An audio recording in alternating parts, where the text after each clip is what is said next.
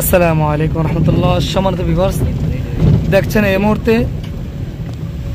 মুহূর্তে গ্রামের সরবতে ড্রাইভিং করছেন। আপনারা দেখছেন ফেনুয়াবাড়ি মোহাম্মদ দেলাওয়ার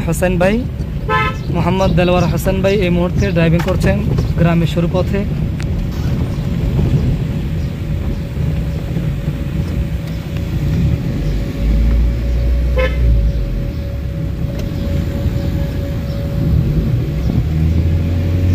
এটা সম্পূর্ণ একটি বিপজ্জনক একটি রোড। আপনারা দেখছেন অনেক সরু একটি পথ।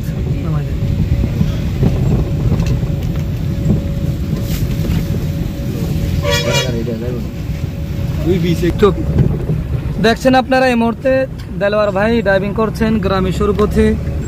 খুব সরু একটি পথ আমরা এই মুহূর্তে গাড়ি চালাচ্ছি।